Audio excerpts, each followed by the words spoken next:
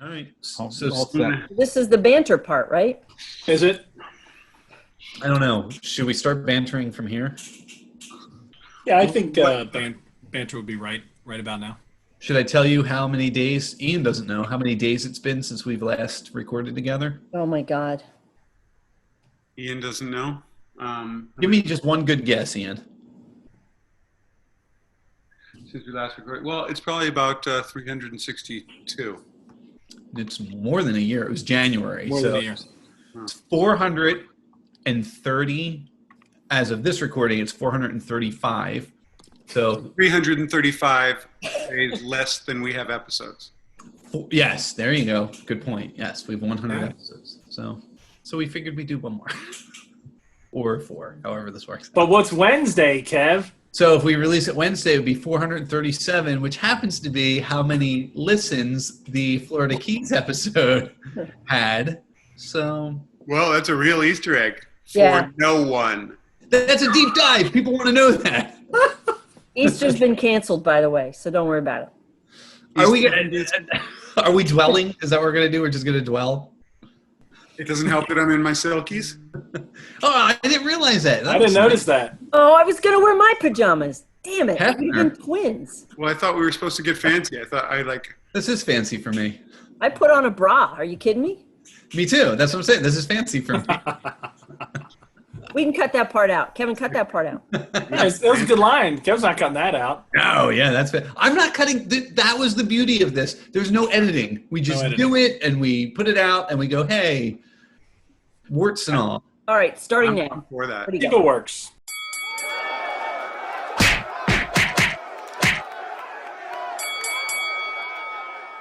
Hey, this is Steve with the Punch Up Podcast. With me on this episode are Eoin O'Shea, Hey, Kevin Regan, Hi, Steve. and Jessie Preisendorfer. Hey, Steve. Hello. So this episode is going to be a little bit different. All of us are going to tell a story. Not together. We'll do it individually. And I'm going to go first. And my story is going to be about the time I was arrested for underage drinking and maybe one other charge in there.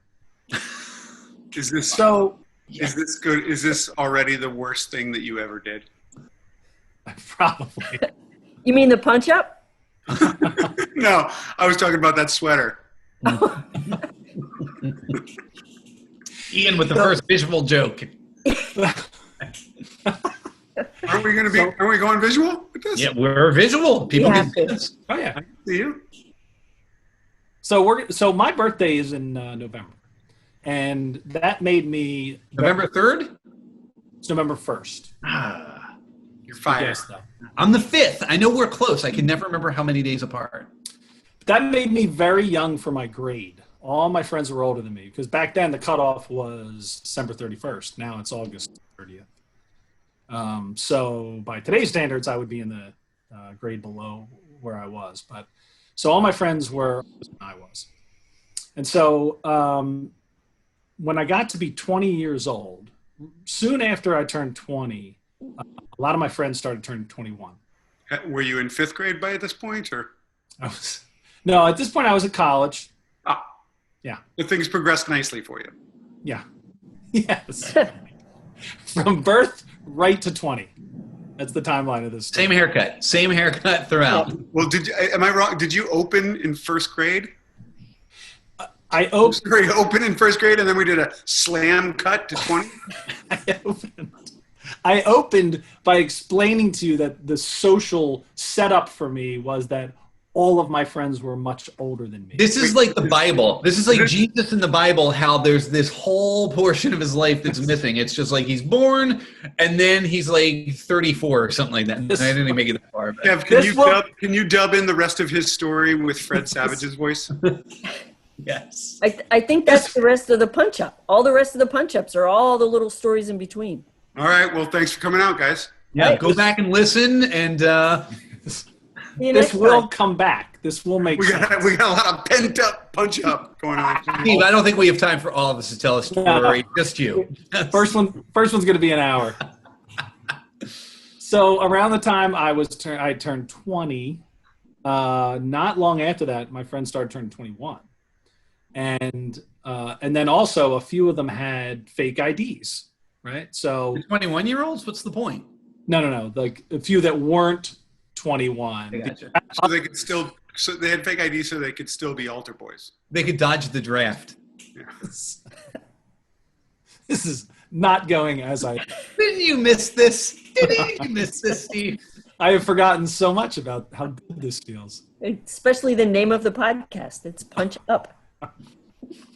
So, so my friends were turning 21, and others had ID. I did not have ID, so they started hitting bars not long after I had turned 20. So that was in November. So then, pushing into like January, February, and then one of my college buddies turned 21, and he had a fake ID, and so he gave it to me. And his fake ID was a fake Pennsylvania driver's license that didn't have a photo. Like, Ooh. the story was that person was not in the country or not available at the time, and so it's like no photo present or something like that. What? And that flew? Well, but then you had to have a backup, right? So the backup ID could be a little less official. You know what I mean? A school ID or Yeah, exactly. Right. library So what card. was- What was the name on the ID? Was there a name? Yeah, there was a name. I'm not going to say the name because I don't think it was fake. I mean, the first name was Robert. Okay. Say that, Robert. It wasn't Steve. It wasn't like you could Not pull Steve. out another one of your. Okay. No, it's Pennsylvania. On this fake ID, did it just say, "Don't worry about it"? It's all good. I got this. I agree, but it worked. It started working. So this was like maybe, I don't know, March of, whatever. And it was getting me into bars. All my friends were in bars, so life was good, right? So at that time in my life, my friends and I would get shore houses down in Sea Isle. So like 10 or 12 of us would rent a shore house for the whole summer, pretty much only go down on weekends. And any weekend there was like, however many guys paid to get in or rented it, there was twice as many of them. Yeah. So basically, you and your rich friends rented a house every summer. That sounds good to me. So cool. Not That's rich. Not rich. good. You rented a house. For Robert, not Rich. It was Robert, Jesse. Yeah, that's right, Robert. Would you say they were mostly white? I would take mostly out of that. Gotcha. And so we would get shore houses. So as we're approaching the summer, I was pretty excited because, like, again, all my friends, they were going to be going to the bars all the time. I had fake ID. I was covered. So the first weekend of that summer, Memorial Day weekend, we went down and I was in good shape. I had fake ID. Went to the bar, went to the Springfield. Probably went to a couple of other bars, but ended up at the Springfield. We always ended That up. was your place. Yeah, the Springfield. Carousel. The Springfield Inn on Baltimore Pike? No. Down in Sea Isle. Oh, down in Sea Isle. Yeah. Okay. 64th and Pleasure. Yeah, it's the Springfield Inn, but it's in Sea Isle, not in Springfield. So Makes sense. we were, I was pretty excited. Got out of the gates pretty hard that night. Did you dress up for the role, or did you play it cool and did you put on like a shirt like a collared shirt? Yeah, how's Robert dressed? Is he an official fella? Real No, regal? Robert just wore a T-shirt and shorts and. Robert's a fucking slob. Let's just be honest. He's trying to. He's been there before. He's trying to blend in. Exactly. Yeah. He's been there before. So did your friends call you, were you Robert or Rob or Bobby or Bobby. Rob? Bobby. He's a Bobby. That only mattered like at the threshold of the bar door. Yeah, but you have to do it. You have to lay down the groundwork. Like it would be, guys, Bobby. It's Bobby. It's Bobby until we're inside. Never thought about that. I did have a sort of a story, like in case they asked me, well, why weren't you there for your photo? I was going to say I was studying abroad. Where? Yes. It was going to be England. Okay. What were you studying? What were you studying? That's it. That was No. They're going to ask this. Are you a Rhodes Scholar? I mean, give me it. I need to know. I didn't. I was not. Unbelievable. I didn't know even why. Meet the Queen? Did you meet the Queen? Are you a Windsor? Is it Robert Windsor? So that night, it's Friday night, very first weekend of the summer. Wrapping up the evening, probably pushing 2 a.m., whatever time it was. And me and my buddy, one of my buddies, started to walk home. Now the shore house. So you got in. Oh, I got in. Yeah. Okay. Yeah, never. Wonderful night. Yeah. It was a great night, and just like this summer is going to be awesome. I mean, I have ID. I'm going to be in bars all the time. We've been waiting for this. Meet some girls. Right. Things are really going to turn around for me. Once the summer gets started, you'll meet some girls. The summer of Bob. Bobby. It's Bobby. Bobby, baby. I like Bobby. Yeah. Bobby, the road. It was Bobby till those girls got into the picture. Bobby Windsor. Then Bobby became a Bob. Yeah. Well, Bobby had studied in England, so he was going to do just fine. Bobby Windsor with the ladies. Were you a policeman when you were in England? A Bobby. Good call. Oh, okay. Bobby the Bobby? Nah. That's usually Kevin's style, Ian. With the tipping of the hat or shitty jokes? Which one? Shitty jokes. Okay. So the shore house, we were probably about 15 blocks from the bar. Like it was a good walk. And me and my buddy just went real for the walk. So we started hitchhiking. And we weren't getting any takers. Nobody was stopping for us. To be a young man in the 70s again. In the 70s. It was 1987, Jess. Okay. Well, you can tell us whatever year you like. We can't. What was on the radio? Ian, I'm picking up for you, buddy. What kind of music are we talking about? What is that? Paul Abdul? 87. That's strong Cougar Mellencamp. Oh, you're right. Pink houses. Pink houses. At 87. Boss. Even like Boss. Pink houses in MTV, like that summer was probably the Pink House giveaway, or you could like stay at the Pink House. Yeah. 87. Absolutely, I remember that. Yeah. B-52s, the Boss. When was Guns N' Roses? When did they burst onto the scene? 91? 90? No, way before that. Really? Appetite for Destruction? Yeah. Dude, 89 then. 89 in the absolute early. 88, 89. Yeah, that would be like my freshman year of high school.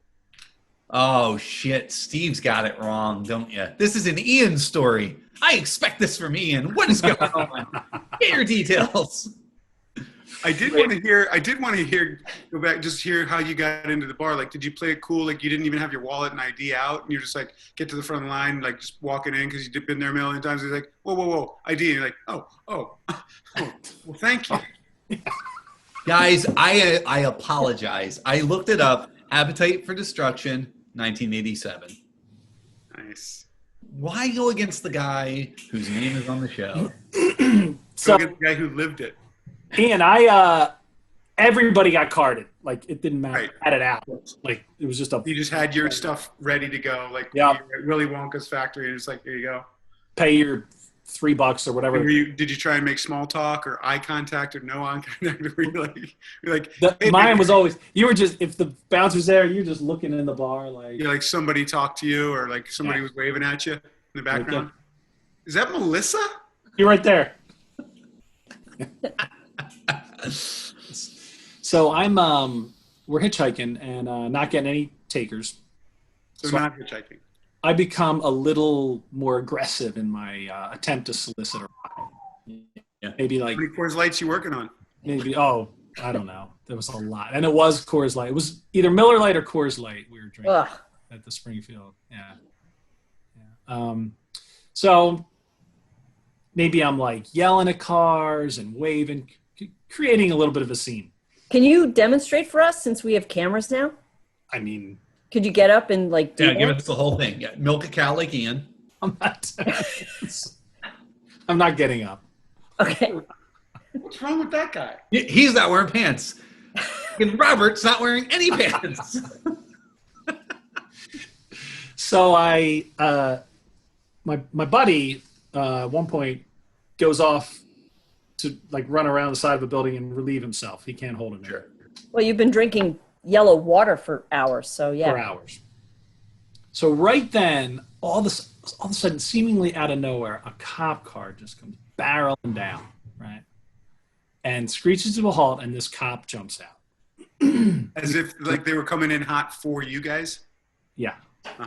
Oh wow. And Ooh. he's coming right at me. So I'm like, okay, and I take off. So I Ooh, Wise move. right? that's the Windsor in you. Yeah. Yeah. Yeah. That's right. In England, we run. You just run. They don't have guns. What are they going to do? What are they gonna do? So I get about half a block. I'm kind of peeling around a building, and all of a sudden, something tells me, this is silly. He seems like a reasonable guy. I can talk my way out of this. Especially now. Especially now. Robert can talk his way out of this. So I stop, and I turn around. Now, this is back in 1987. I was rocking some really big glasses. Now I have You were? Oh, I'm thinking sunglasses.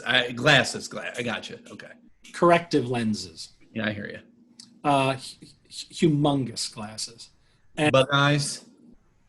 I need them desperately. Mm-hmm. No good without them. Think Annie Potts in Ghostbusters. Yes, Like correct. that big. Correct. Yeah. We all had them in the 70s. All of us. So I stop and I turn around, and the cop comes. It was a sprint, like a 12 Coors Lights in sprint. And the guy comes whipping around a building. Gun Still in drawn? the car? Like he was still in the car? No, running. He was running. Ooh. He was running. Do you have gun Oh, drawn man. or nightstick? Anything? The Yeah, Billy he Club. It's a Billy probably had Club. a night's. What's that? It's a Billy Club. Oh, that's right. The Robert Windsor. Now do your English accent. I ain't got time for no English accent. So, he does not stop, and he just levels me, takes me down.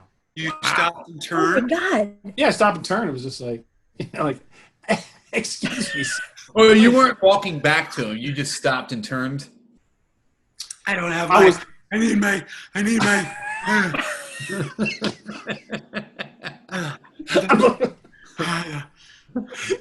Yeah, I didn't. Yeah, I turned. I wasn't walking back to him. I was just like, again, I was thinking, You'll get me. this is dumb.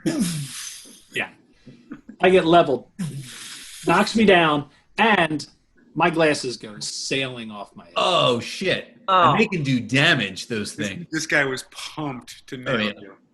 He was pissed, like stupid kids running. So he cuffs me and throws me in the car. And in the back of the car, there's two other Oh, no. dudes. Not your buddy who was taking a whiz. Didn't know them. Yeah. Didn't know them. Also, royalty in the back of that Yeah. cop car, I would imagine. Not only did you not know them, but you made one of them sit bitch. That's Robert, true. Robert Windsor here. Would you mind hooching over to this home, please? I'd like to sit by the window. No, hold on. Wait. I know, Steve. Did they make you sit in the middle? Did you get in and they're like, get in the middle? You're I don't thinking think- about it. You sat in the middle. I don't think there was. middle. I don't think there was a jostling of. Did you think it was your friend because you couldn't see? No, I knew it wasn't.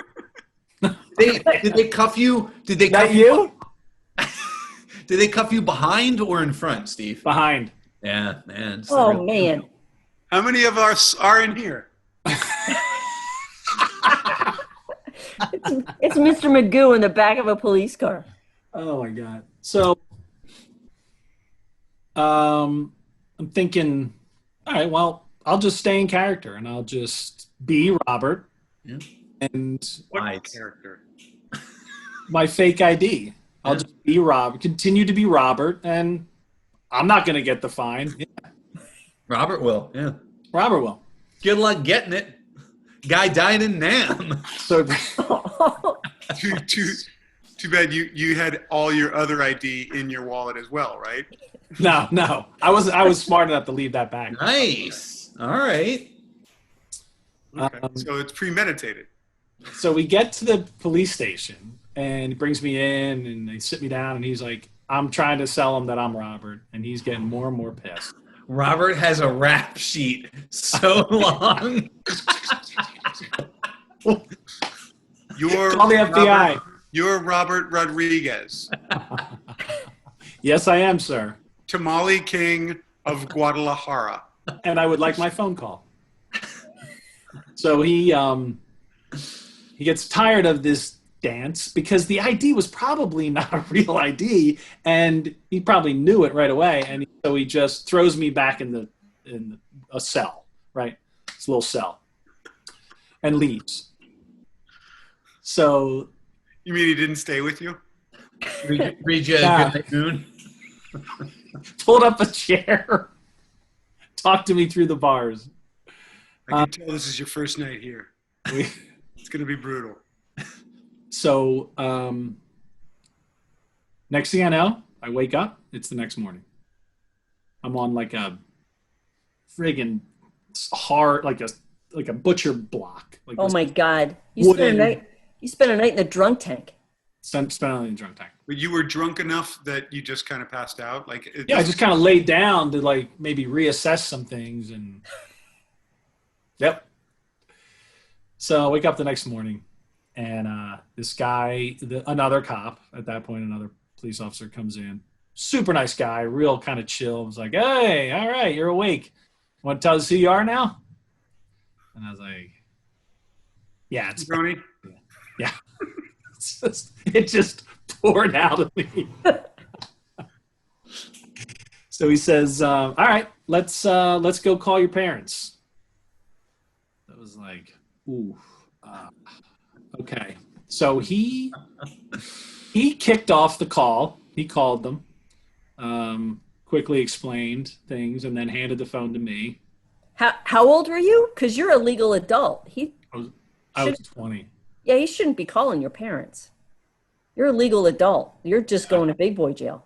I mean, I don't know. He was probably, I guess he was doing me a favor. Yeah. This is 1987. Yeah, There were no laws. Right.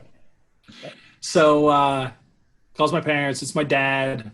He was pretty even. Didn't freak out. Probably didn't realize you were gone. Right. He was more upset I was coming back. Right. He didn't expect me back till Monday. Who is this Gary character? And so he told my mom, like, he was like, "Okay, fine, we'll have to come down and get you." And then, like, before we hung up, I was like, "Dad, if I might impose, could you get my spare glasses from my dresser? Because I couldn't see a friggin' thing, man. I could not see." So they did. They came down and got me. And it was just putting my glasses back on and seeing my mom's face was just like, oh boy, that was rough. Good thing is she couldn't see your face.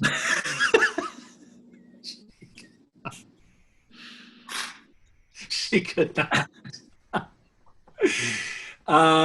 So I had to pay a fine. I think my uncle was in local politics down there, and he Nice. he helped hook us up with a lawyer, and they were get me on like 3 things, and I got it down to 1. Was it mostly the running? I had to pay a fine. Yeah, Did you not that's run? what pissed them off. Running while out of shape? Is that a charge? Is that a misdemeanor or a He felony? was 20. He could have run all day. Yeah, I think I was in pretty decent shape at 20. Played a lot of basketball back then. Yeah. Well, he lied about who he was, Yeah, they don't like that. and he was publicly drunk, and then he ran. Like they get mad at all that stuff. Yeah. Well, at the shore in the 80s, I mean, they were bored, and the way they came in hot, like unless, Yeah. it was hitchhiking. Yeah. What Well, they got happened? to send a message early too. This is Memorial Day weekend. Right. Yeah. Right. Tell your friends Seattle's closed, assholes. Especially Yeah. especially you British assholes. Yeah. What happened to your buddy? Was your buddy like Nothing. No, they didn't even see him. He was around the corner taking a leak, and so then that was it. I didn't, that summer was no bars that summer. They kept my ID obviously, and yeah, I had one other friend who wasn't 21, and we'd go down the shore with the rest of them later in the summer. I had to lay low for a good month. My parents were pretty upset. When we would go down the shore and just like party with people, and then they'd all go to the bars. We would just hang out. You guys would be like, "Hey, you want to get Dippin' Dots?"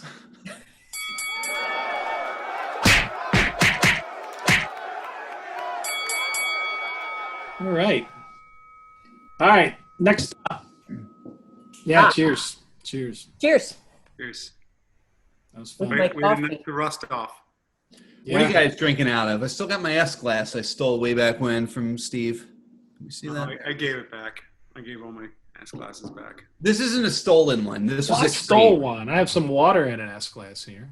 Yeah. We traded because I gave you one of my K glasses. So. Yeah, and I was okay with that. Let me get a little more beer. It'll only take 20 minutes. Yep. Yeah, See you later.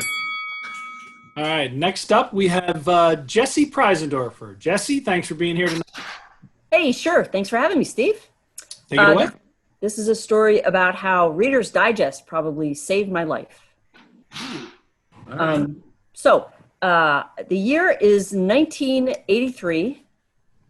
This is a story from my diary, Yeah.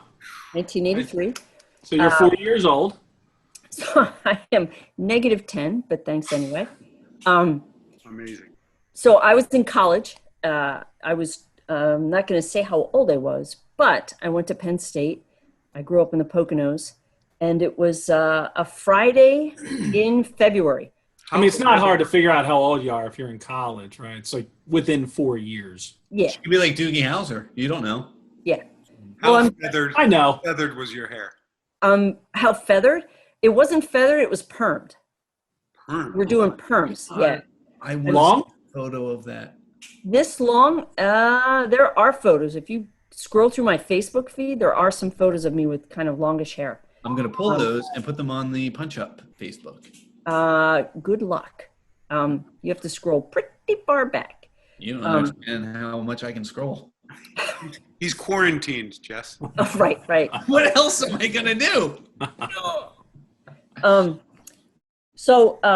So it was finals week because Penn State was on. I went to Penn State and they were on trimesters. So we had 10-week terms, and then there were 2 weeks of finals or 2-week break, and then so this happened the first week of February. It was finals week.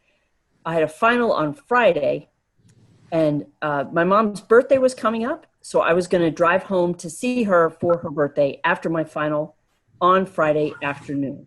You're at main campus, so you're going to drive from Altoona to the Poconos. I was going to drive from University Park Okay. in the center of the state, What route? Route 80. Thank you. Solid route. Solid Solid The route. geology proves. About what, 2 hours we talking about? 3 hours. 3? Oh, 3 hours, 154 miles. respect. Cars were slower. What? Cars were slower. Cars were, well, they were slower, but also the speed limit was 65 back then. So we could go as fast as we wanted.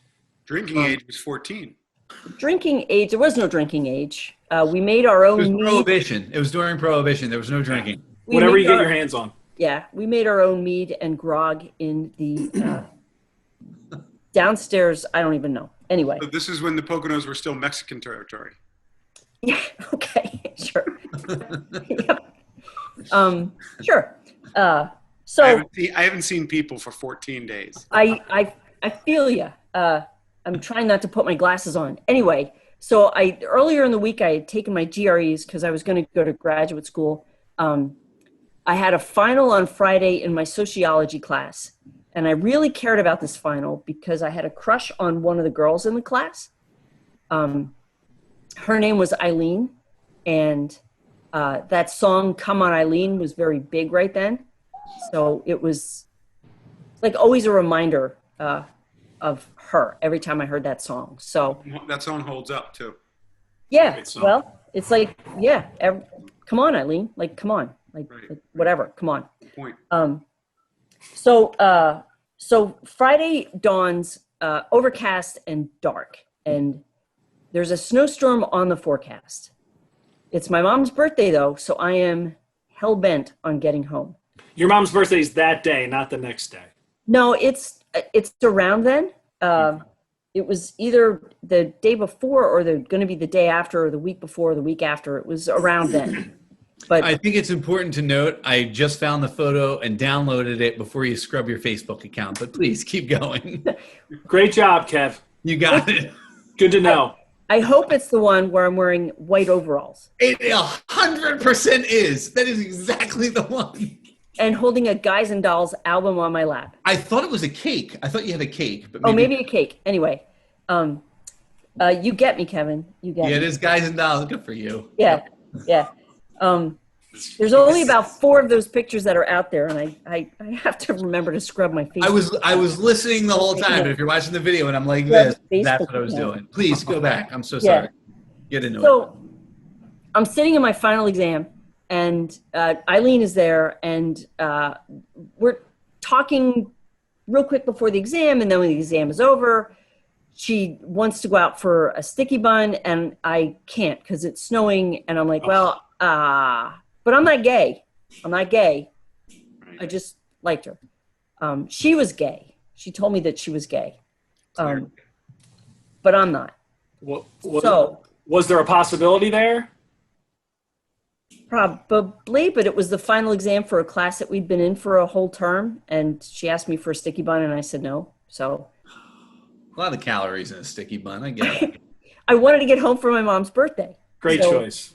Yeah, that's twisted. Anyway, so it's it's snowing, and I didn't want to wait too long. So I get back to my dorm, and I'm packing up my stuff, and it starts snowing really hard. So back in the day, we used to communicate with our parents on long distance by the number of rings. You know, you would call their house and let it ring once or twice or 3 times. If I rang their phone once, they were to call me back. I had called them the night before and said, I'm going to ring the phone twice when I leave my dorm. Don't call me back. And then they knew that I was leaving. So I rang the phone twice after I'd packed up my car. Was there a reason for that, Jessie? Like you don't have to pay the bill. You don't have to pay the call. Okay. You don't have to pay it's long distance. Yeah. And it was like, I don't know, 12 cents a minute or something. It was ridiculous. So they knew if they were expecting you home and there were 2 rings. I'm sorry. We're interrupting Ian's shuffleboard match, apparently. I'm not sure. I have to move something to put my leg up.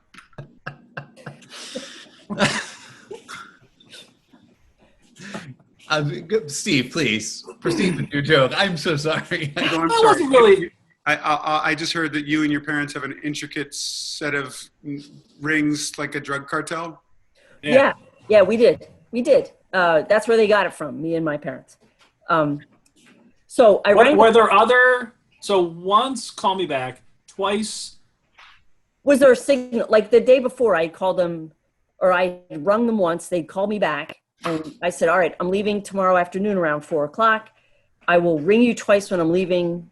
Count 3 hours, and I'll walk in the door." Were there any other ring sequences that we should know about? Codes.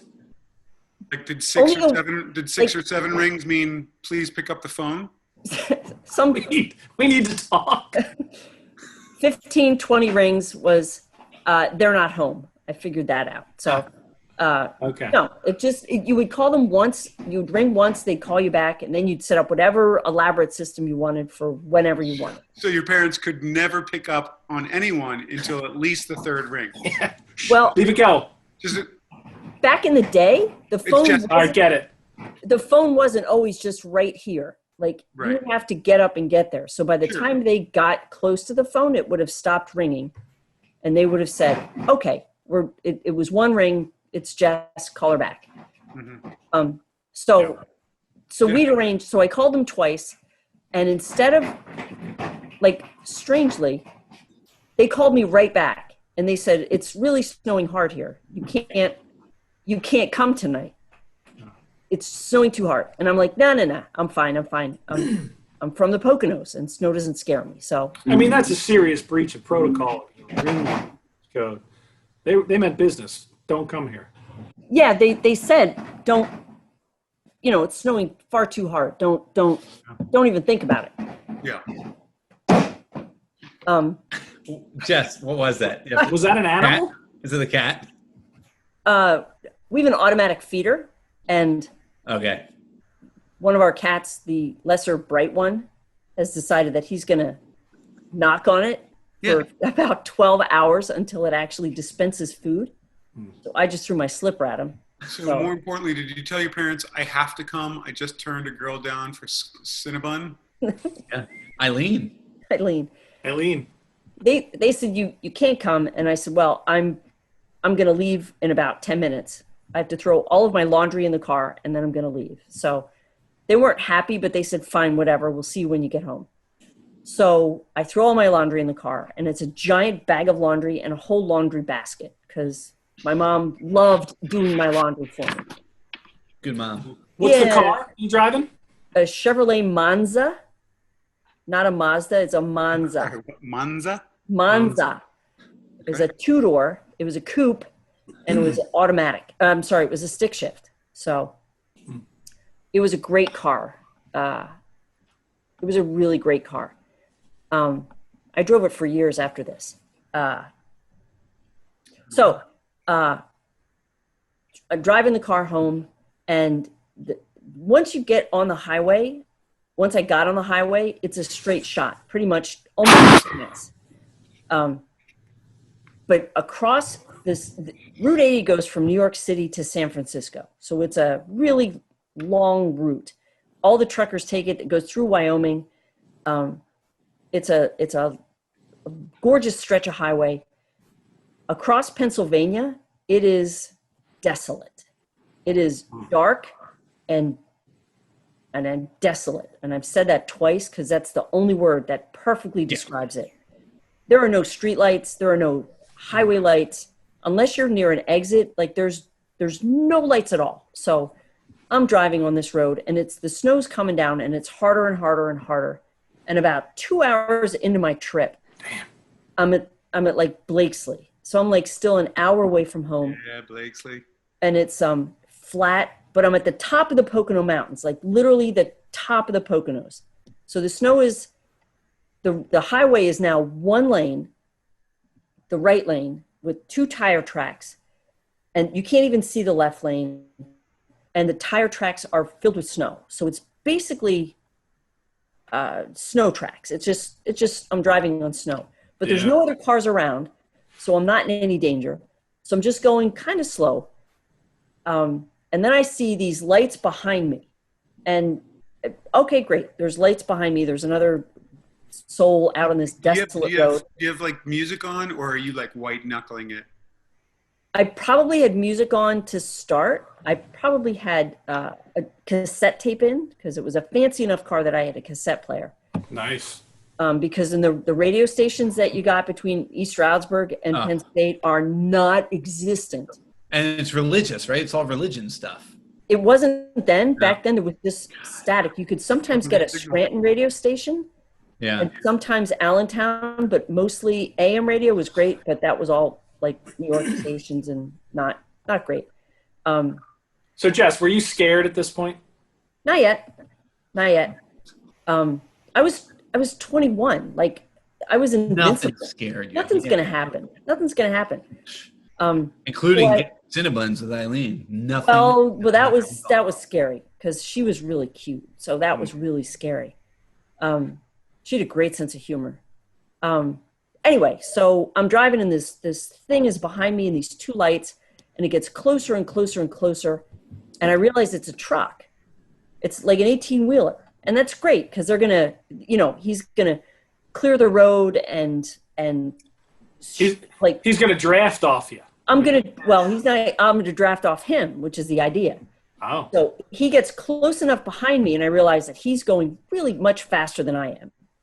But his truck is that would explain why he's gaining on you. Yeah, his truck is super heavy, and I have like a light car, and so he's in the right lane behind me. So he's in these tire tracks that we've carved out, And then he pulls into the left lane as he gets up to right behind me, and he goes past me. And as he goes past me, he sends up this wall of snow that completely covers my car and pushes my car off the road. And now I'm in a ditch. Oh, wow. And I realized that I can't see anything. So I get out of the car. Oh, I left it running. I get out of the car and So in an instant, your car is stopped suddenly in a ditch. You've run off the road and you're smashed your car, or it just stopped. Yeah. I didn't smash the car. It just like the wall of snow came up and I couldn't see where forward was.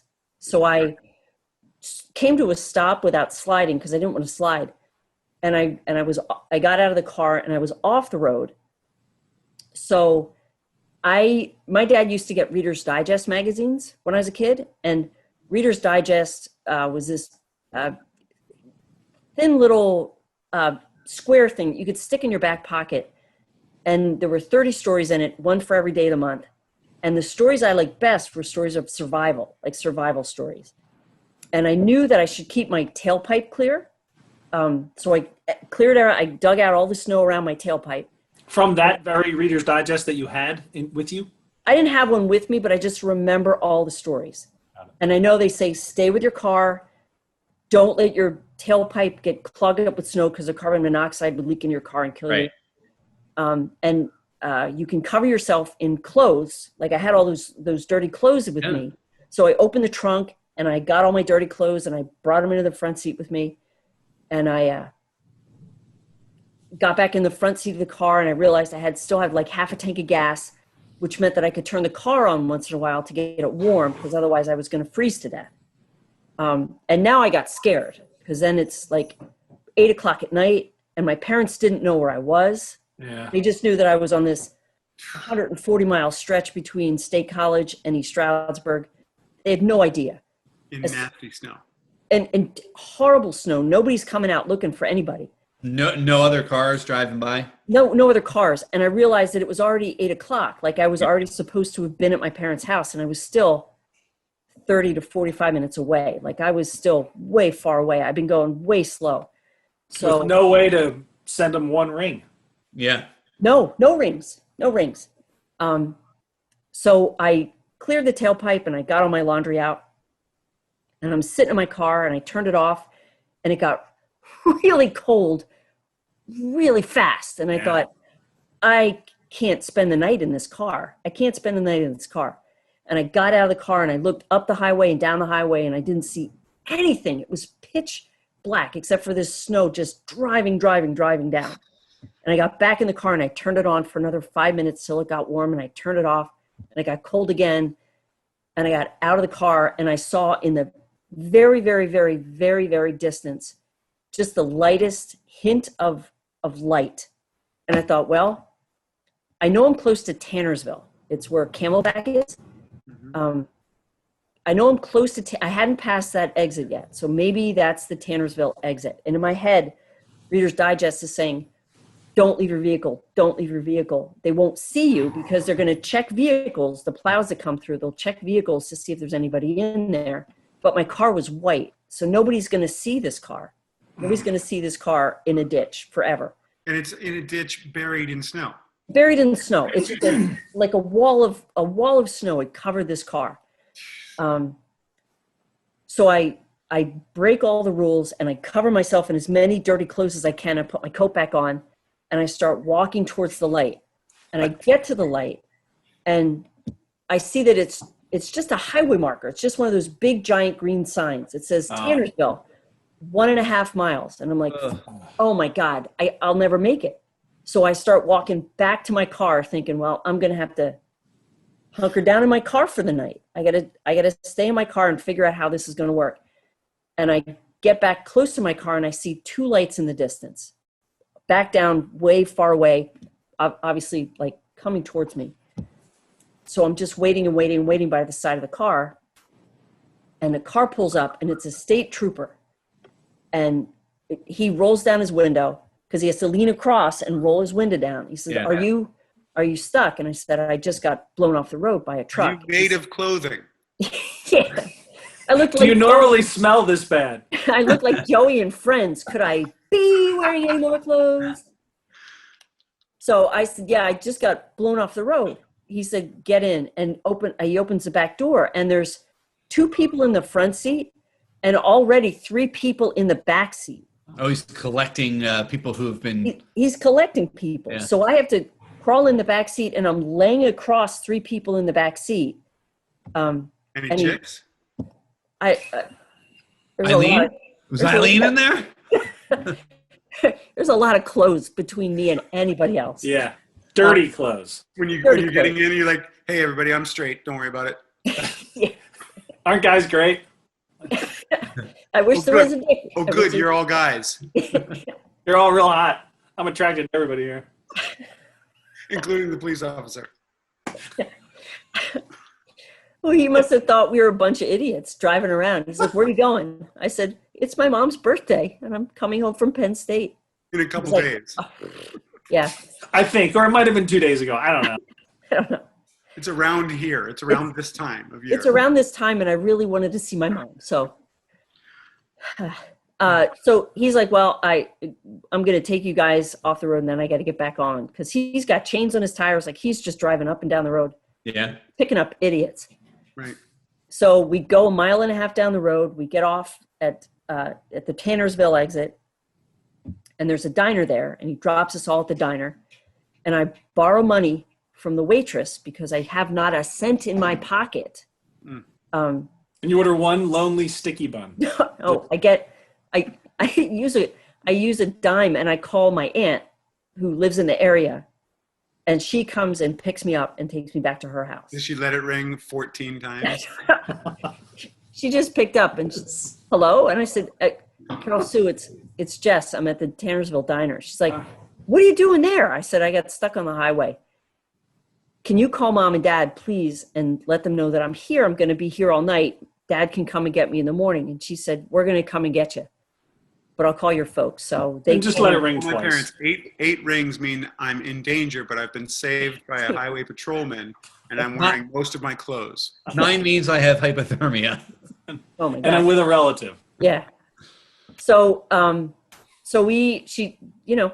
she said, order something hot to eat, and we'll be right out there to get you. And she showed up, and they sat down with me at the diner, and my folks weren't mad. They were really super worried, of course. So,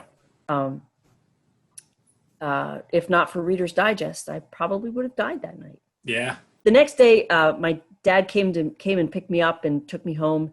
And then the following day, my brother-in-law and I went out. And Reader's Digest did tell me one thing. I made a mental note of the mile marker where I was. So we were able to get back to the car because I knew it was between whatever those 2 mile markers were. Was it covered in snow? Completely covered in snow. And the snow was like gray and disgusting because it had been plowed on by then. Sure. Like the plows had gone down Route 80 and just thrown up all of the ice and snow and everything. It took us like 2 hours to dig it out. How did your perm hold up? Perm was great. Yeah. I mean, They're perms. Oh my. Oh, there it is. Oh, Yeah. Wow. that. were you wearing those white overalls in the snow? Because they're never going to find you. They were a special occasion pair of overalls. So no. That's amazing at that age that you already looked like an ant.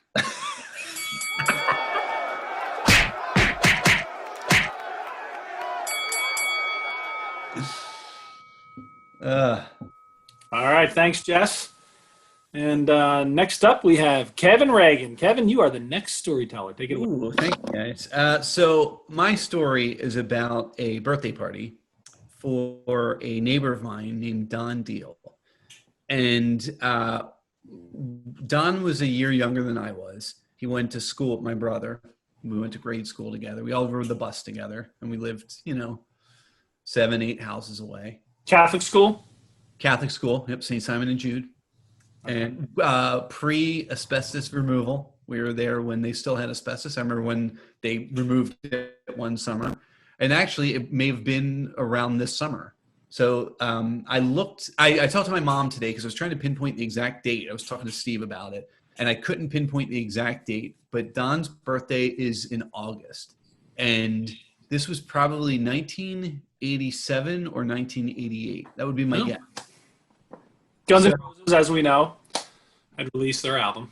Yes, yeah, Guns N' Roses was out. Huge hit. They were a huge hit by this point. It is possible. We didn't get the exact timing of it, but it's possible that as I'm at this party, Steve is in a holding cell. It is very possible. I don't know. Was that August? That was early summer, right? No, it was late May. All right. Well, you were not in a bar then, because this was post that. No, Well, still laying low. We could certainly be sure that Men at Work was putting in solid work. Oh, without a doubt. Oh yeah. Yeah, Oh, yeah. without a doubt. Men with So- hats. Men without hat. All the men. All the All the men men. were. Yeah, it was Raining Men. All of it. Duran So- Duran. My recollection of the day was my mom and dad were somewhere. They were not home, so we couldn't leave and go home. That's a And- clue.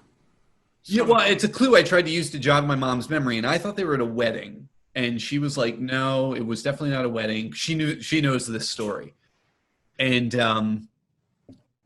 we could not pinpoint exactly when. And so I'm going to say 87, 88, just because of some of the things that took place.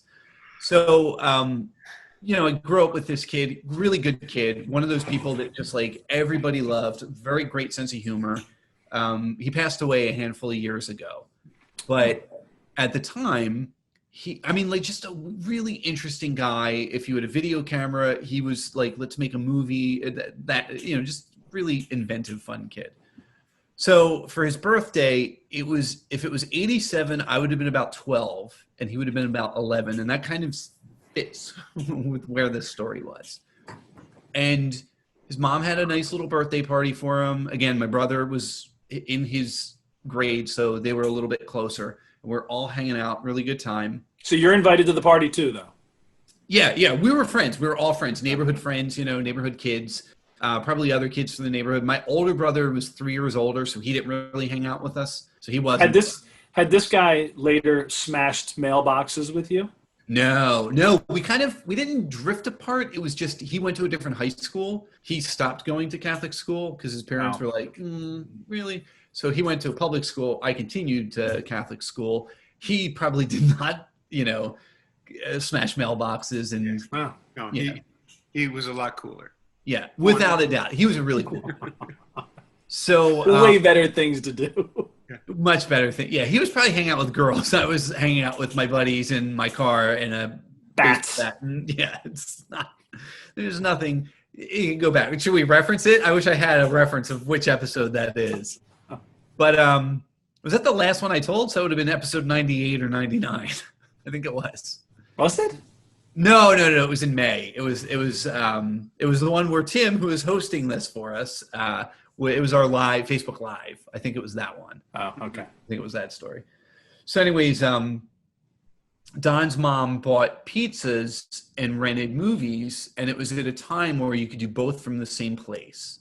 So she called this place. It was called Jim's Video Library. And it was funny because when I was talking to my mom about the story this morning, she said... That is a tight business plan, by the way. Yeah. Well, and I asked her that. I said, did Jim make the pizza? And she said, no. She said, that charlatan. So, I mean, this guy... Jim. He was not on the up and up. In fact, It sounds like Jim might have gotten handsy a few times. No, if you rented movies from him and they were not new movies, they had commercials in them. Like he would just record stuff. Like Jim's library was just this little nook of a store.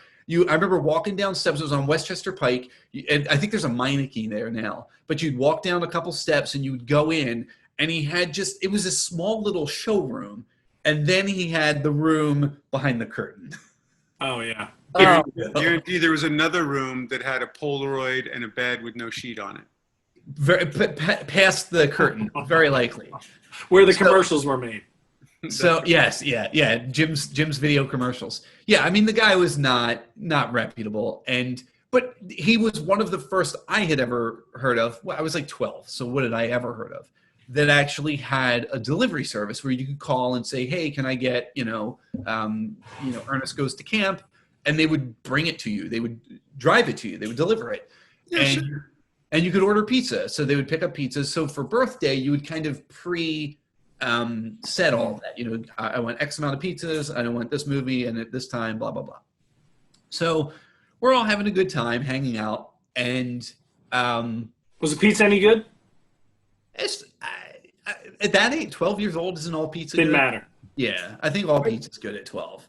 It's as good as the pizzas were as good as the movies. So if you're ordering Ernest Goes to Camp, what do you think? We were not, it was not Ernest Goes to Camp. That's not what we're getting.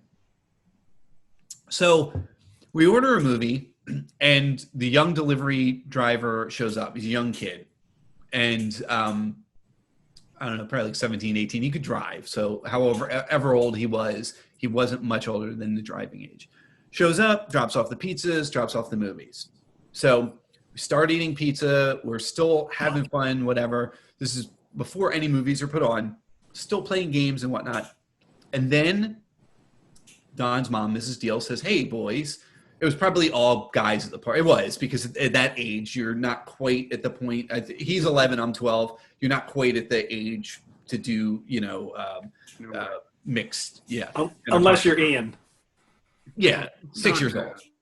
6 years old. 12 years old, then you're having sex. I get it. Yeah. 12, but not 11. 11. It's a huge chasm between the two. There's your chasm there, Steve. I mean, look at his pajamas. What's that? I mean, look at his pajamas. He looks like Hugh Hefner. Stand up and model him for us. Let's see him. I can't stand up. He can't.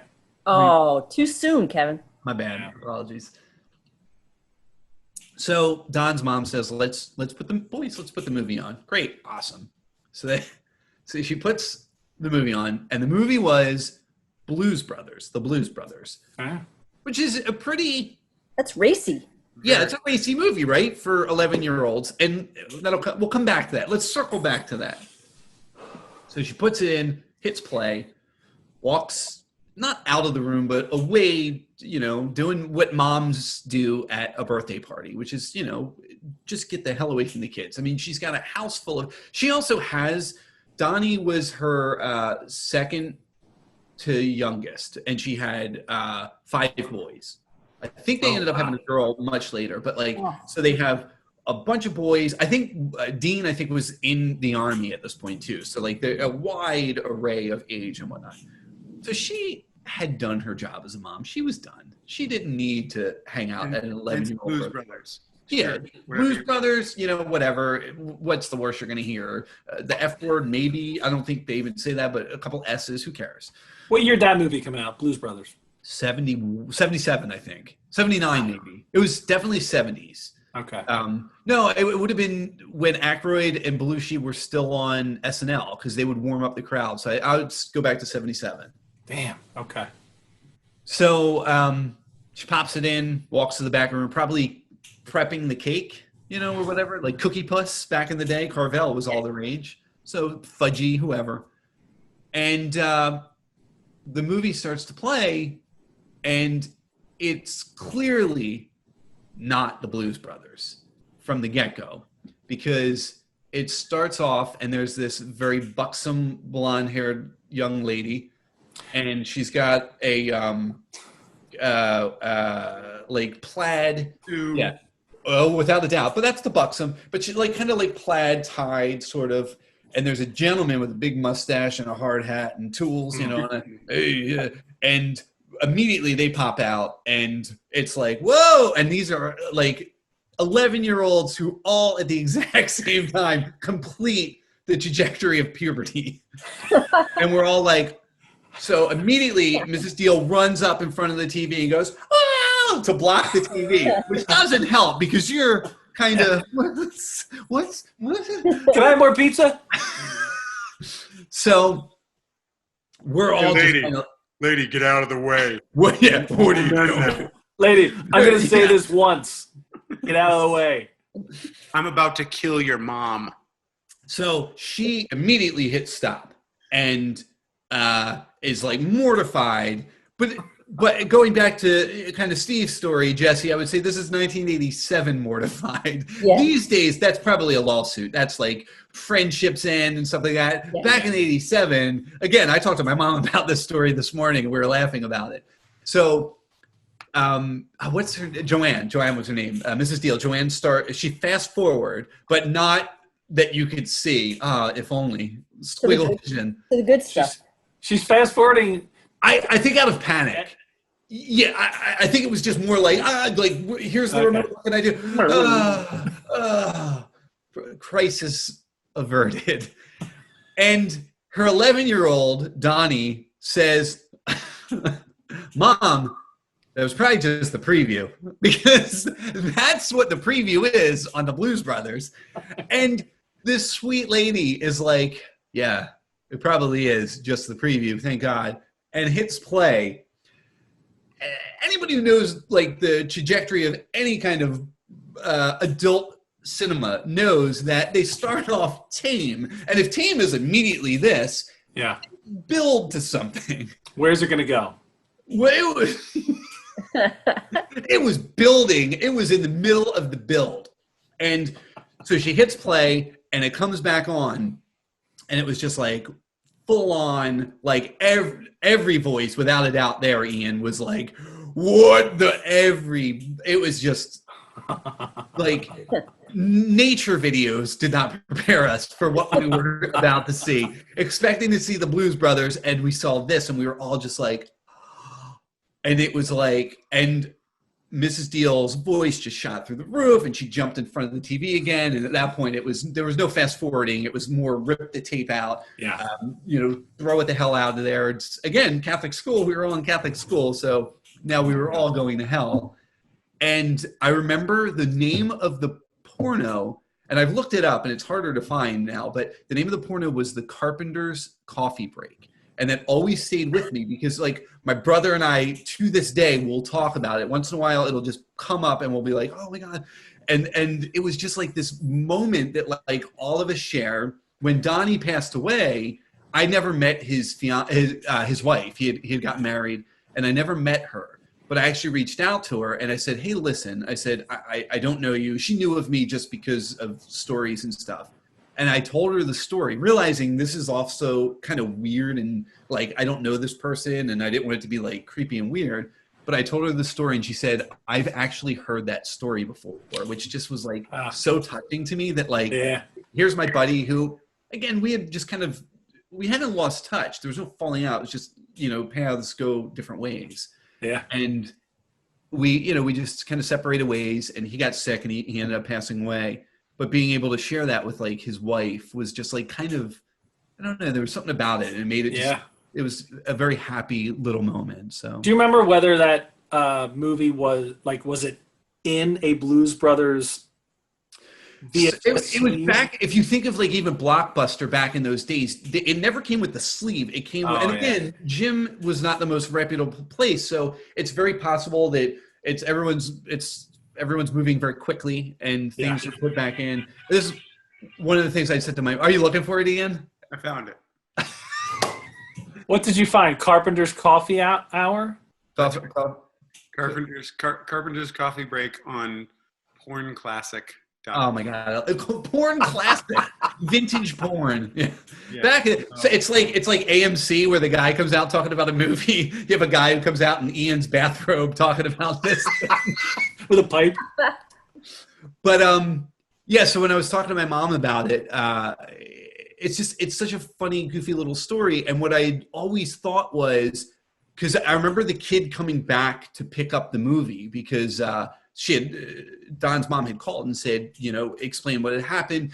And he came and I remember her just yelling at him. Yeah. And I'm thinking at the time, I'm like, he's some 17-year-old kid. Like, he had nothing to do with this. This was some sort of error back at home base. Like, what 17-year-old kid would do this? And then fast forward to now, and it's like, oh, that kid 100% brought a porno. And I was like, here you go, kids. But to this day, whenever somebody says, "Hey, you want to take a coffee break?" I get a massive hard on. So.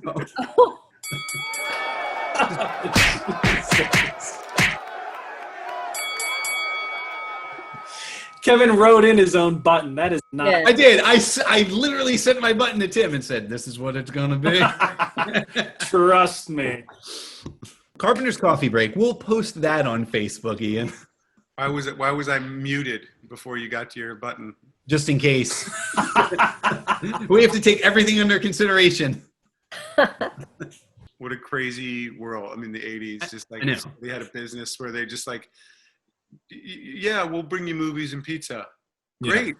Yeah. Thanks. Do you remember when you and I don't know if this applies for ladies. I assume it doesn't because ladies aren't disgusting human beings, but that first time you went behind that curtain and it was just like, what is? And then not only the first time you went behind the curtain, but how many visits to the video store prior to you making it behind the curtain? Well, that was the thing. You couldn't do that to the video store that like you went with your family because it was not that anybody remembered you, especially working in retail later. I knew like, I don't remember any of these people, but at the same time, it was like, I can't rent Hudson Hawk with my mom and fear that, I'll walk in and they'll be like, oh, we finally got, Bionic 16 in. Oh my God. Yeah. Yeah, no, it was a strange and scary place behind that. So, mine had saloon doors. Did it really though? I feel like it did. Yeah. I've never been back there because I could never handle the shame of anybody on the planet, even in a different city, in a different country. I could never ever have done that. Yeah. The overriding factor is hormonal surging. That overrides every judgment, that you're just like, I'll deal with it. Like if I walk back there and my principal, teacher, priest, and mom are all back there, I'll deal with that. Yeah. I'll deal with that when it comes, but I must see back there. Yeah. It's like it's like the Lion, the Witch, and the Wardrobe, but like for pervs. Yeah. The guy who was back there like wanted to just implode when I walked back there. Like when I finally worked up, and you just kind of like, whatever age it is, maybe 12, 13, maybe, that like you haven't seen, I hadn't seen anymore, but like you go back there and you just like, you kind of stumble back there where you're like, oh, I thought this is the bathroom. Yeah. Where is this section? This is a little different. And then you like quickly just try and download as much as you can. And then you don't even realize that there's like another guy on the other aisle over who's just has his back turned to you and just like is just facing the wall. He's completely rigid. He's just hoping he's just turned into a piece of wood in front of you, just willing himself out of the situation. And then you see him and you're just like, nothing, and just leave. All right. Well, thanks, Kev. That was awesome. Before we get to our last story, I want to thank Tim Sapansky for producing this for us tonight. So that's how you say it. Well done, Yeah, sir. I don't know how to say Tim's name either. Tim. It's just Tim. Just Tim. Thank you, Tim. Thanks, Tim. All right. And our final story tonight is from Mr. Eoin O'Shea. All yours, buddy. Okay. Well, I will continue with this very strong 80s theme that we have going. Yeah. Wheat. And this would have to be like 86 or 7, maybe not 7, like 86, 85, 86. And I'm going to touch on a few things that could be a whole nother story. And I don't know how much I've ever said about this, but my mother at one point was dating a drug smuggling pilot. Well, go on. Who was, You tell. this is when we were living in Mill Valley, California, in the West Coast. And she was, so I was like, I was like 5th grade. And he was a pilot who flew drugs and was a really cool dude and like a very exciting guy. I mean, the first pager I ever saw, don't know that he ever made a call from the house. Always had a briefcase. You think this was 86, you said? Yeah. Okay. I just want to see if it was around the time of the Cocaine Cowboys. Yeah, I do know that at one point he was busted in at whatever the time was at the time was Miami-Dade. It was like Miami's Yep. fourth He was part of the largest, cocaine cowboys. fourth largest cocaine busts. Yep. Oh, wow. And it was dropped by the state, and many years later, the feds picked it back up, and he wound up going to prison. Wow. And not before getting in a motorcycle accident, ripping off both of his feet. And Oh my God. And spent the first 3 years in prison in the medical ward, just like getting his Franken feet put it back on. Steve, Wow. well done on the closer here. Yeah. Seriously. Nobody's beating this. That's not my story. Oh my God, this thing's about to get a me. Look, his dick got ripped off by a helicopter. So I was riding a bull. Or no, maybe it was a Bronco.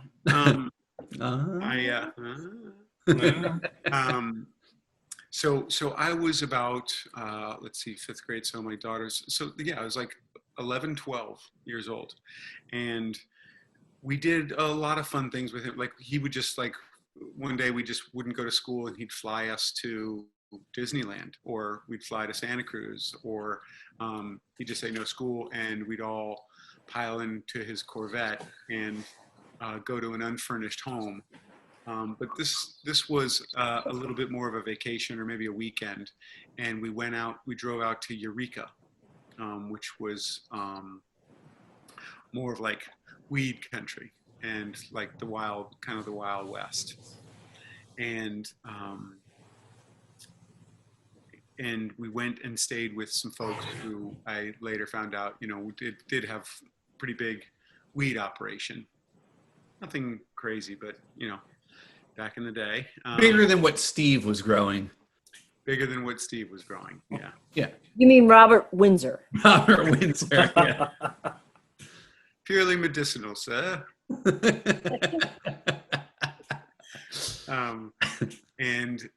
And so we're at this very rural place. Like the guy, like I remember there was like a very small rinky-dink sort of gold mining operation where they were just panning in the back of the house, but had like a bit of a setup, running water through the wooden boxes down, and everything was sort of jerry-rigged or just like mountain made, just like I don't know, but like the kind of place that would have a still, but they certainly weed, and they were just very simple folks, like just had a big huge garden and a bunch of dogs and cats and just like and chickens and goats, and we wound up. Are you singing Oklahoma right now? Is that what this is? No, but is there a story with a fringe on top? And they all better in a bit of like a communal sense, what I remember of it. And so there were some kids there that were just like, whether or not they were in school or not sure, but like they were definitely feral, like compared to me and my brothers, Yeah. And Scary. Yeah, well, yeah, and just like fearless, like the rope swing at the down at the creek, like the 8-year-old jumping on it and like flinging out and doing a double backflip and landing on his neck in the water, and he's like, you got to be careful because you really got to thread the needle out there because there's a large rock over there and a root and a car that's sunk down there, like it was like what the? It was like, I'll just dip my toes, and just that kind of sense of things, like just like, and they were definitely kind of fucking with us, I think. City folk, yeah, totally. Like we came up there with like shoes and like a change of clothes. Yeah. And so that night we hang out there, and I guess. I guess I'm trying to make it sound like more adventurous and cool. Like the other thing was that, the other side of the coin was I never knew like where we might be spending the night, Right. Or, am I being looked after? Like, should we be swinging off this rope swing? Like when you're there, you don't know what the sleeping arrangements are. You don't know what the or that we're sleeping there. Like that's not made clear. Like going into it, you know. yeah. And then it's just getting later and late, you know, like, and it's starting to get a little like, I do remember being like, well, like the house is like, there's not like a lot of options here. And there's like a cabin off the house that I guess like my mom and Terry we're gonna take. And so it's clear that like now it's getting like late, dark.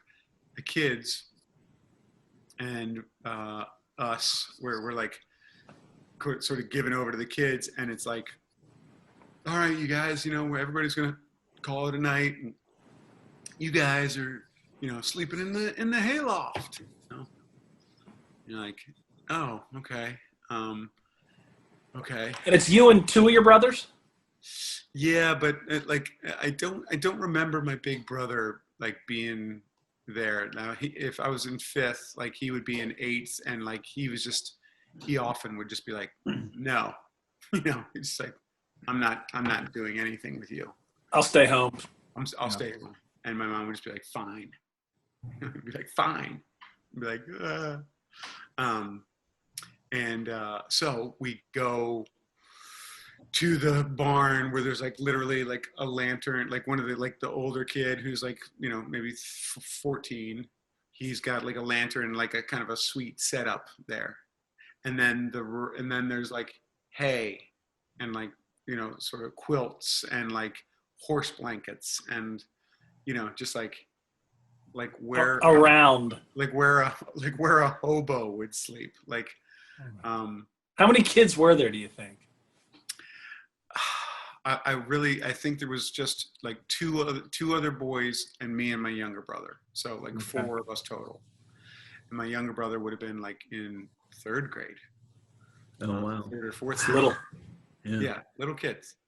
And, you know, kind of fun, kind of cool. But then like I was always very particular certainly about like sleep and like, you know, you know, going crazy, like a safe, warm place to sleep. That's insane.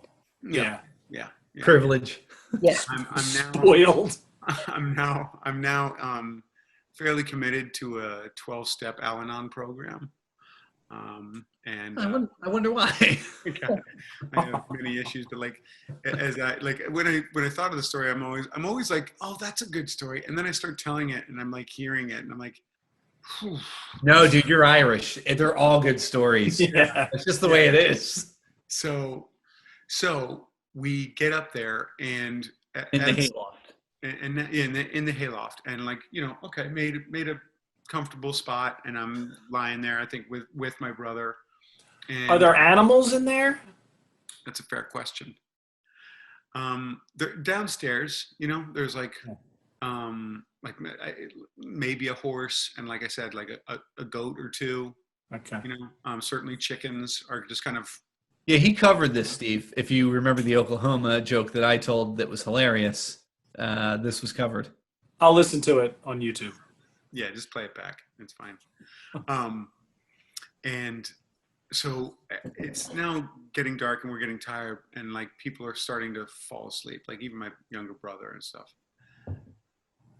But I notice that there is like now I'm seeing in the top of like the barn is like a pretty good size like bee's nest, hornet's nest. Okay. Oh no.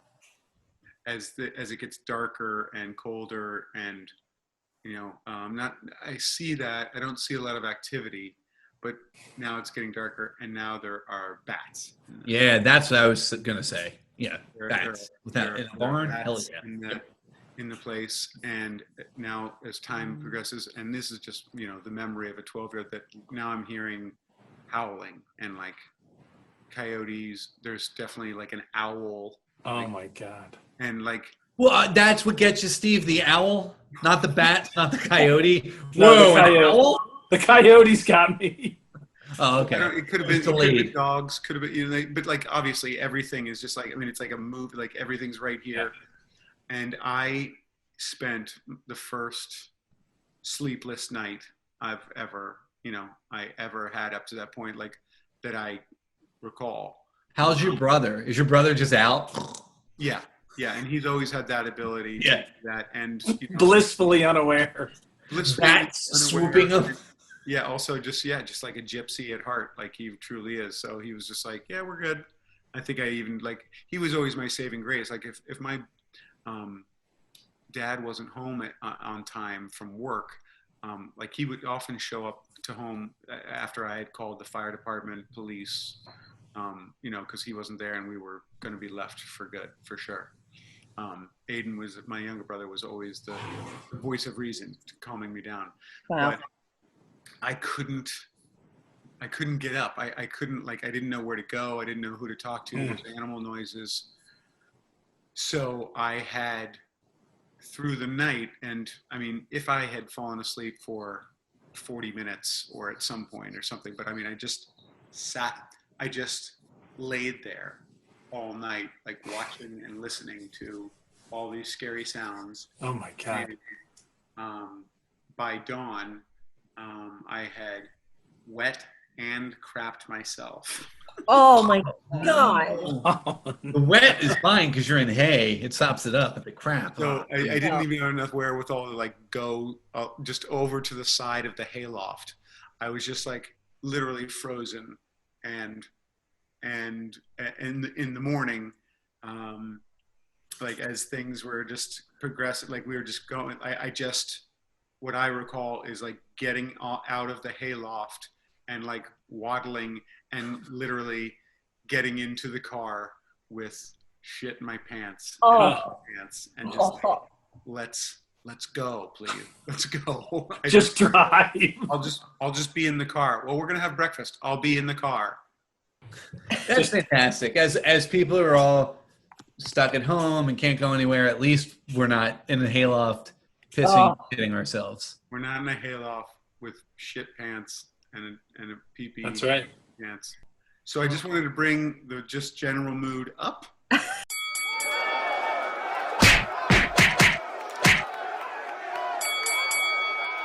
All right. Thank you very much, you guys, for doing this. This has been terrific. It's been fun. Thank you again, Tim. And we'll see you on YouTube and hear you on SoundCloud.